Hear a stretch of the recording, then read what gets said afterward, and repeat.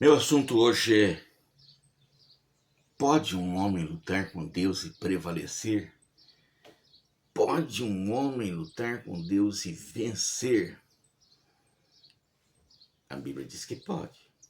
Por isso, eu quero ler aqui em Gênesis, capítulo 32, versículo 28, que diz assim: Então disse: Não te chamarás mais Jacó, mas Israel, pois como um príncipe lutaste com Deus e com os homens e prevaleceste. Na linguagem de hoje, seria: ele lutou com Deus e com os homens e venceu. Eu me lembro que algum tempo atrás, eu estava sentado na igreja, junto com um irmão, e eu perguntei para ele: um homem pode lutar com Deus e vencer? Ele olhou bem para mim e falou: não. Aí eu falei: então lê esse texto aqui. Aí ele deu. Eu voltei a perguntar: um homem pode lutar com Deus? Ele disse para mim: pode. Está escrito aqui. Eu não sei como, nem quando, nem onde, mas a Bíblia está dizendo que pode. E se a Bíblia diz que pode, eu acredito. Eu louvei a Deus. Eu louvei a Deus porque tem cristão que acredita na Bíblia. Não importa. Tem gente que duvida, tem gente que tenta achar erro. Mas tem crente que acredita. Eu acredito. Eu acho que Deus, o Espírito de Deus, é Deus suficiente para escolher as pessoas certas para fazer um livro para mim que não tenha erro. Simples. Ninguém nunca conseguiu provar nada contra esse livro. Porque se provasse, deixava ele desacreditado. Então eu acredito na Bíblia Sagrada. Agora, como entender que um homem pode lutar com Deus e vencer? Como entender isso? Só tem um jeito. Você tem que acompanhar a vida de Jacó, descrita nas Escrituras, e o seu relacionamento com Deus. Através daí é que você vai descobrir se um homem pode lutar com Deus e vencer.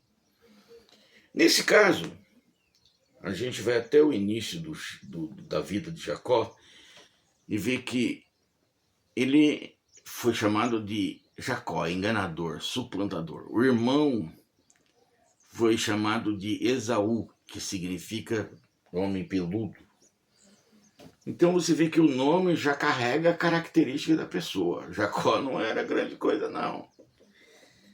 Porém, Deus faz um teste com os dois. Jacó era criador de ovelhas e Esaú era caçador.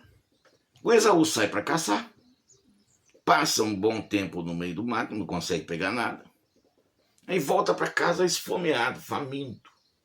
E o Jacó está fazendo um prato de um guisado de carne com lentilhas, uma sopa. Aí o Esaú pede comida pro Jacó. O Jacó fala aqui: não, eu vendo. Eu troco pela sua primogenitura. Daí o Esaú fala: mas de que adianta eu ter a primogenitura se eu morrer de fome? Não, pega a primogenitura para você e me dá aqui a comida. Trocou uma bênção de Deus, uma bênção eterna, por um prato de comida. Pasme. Com isso, você já percebe uma coisa entre os dois irmãos. Um era crente, o outro não era.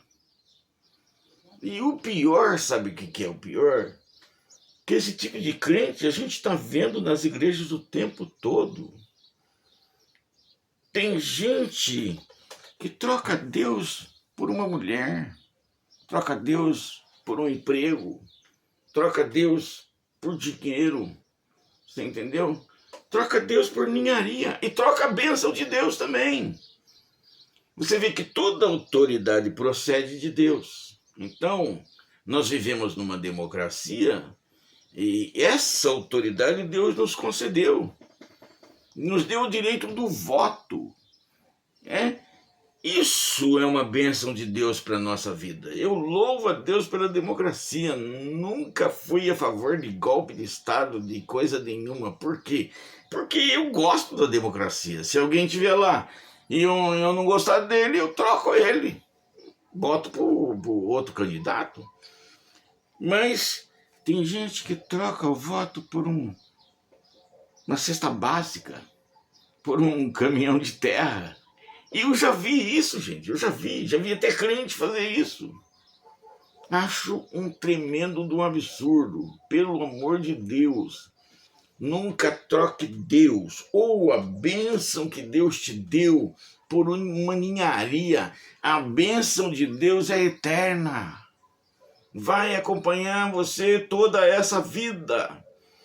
E você vai levar essa bênção para a vida eterna. A proposta de Deus é a salvação eterna, acompanhada de um pacote de bênçãos que você vai levar para a vida inteira. Afinal de contas, para chegar na vida eterna, você tem um bom tempo vivendo aqui, enfrentando a luta. E Deus quer abençoar você. Quer que você tome conta desse pacote para a vida eterna. Você está me entendendo? Então, eu quero ressaltar uma coisa hoje. Não troque a bênção de Deus por nada. Ah, mas eu estou desanimando a minha igreja. Se for preciso, troque de igreja. Mas vá para uma que você se sinta satisfeito. E, se puder, se envolva no trabalho da igreja. Mas não troque Deus por nada. Porque Esaú trocou. E mais tarde ele chorou muito por causa disso. Porque Deus se desgostou com ele e permitiu que toda a bênção fosse para o Jacó. Apesar de todos os defeitos que ele tinha. Ele levou a bênção e o Esaú ficou chorando. Chorou muito. Deve estar chorando até hoje. Então, cuidado com o que você faz com as coisas que Deus te dá. Amém?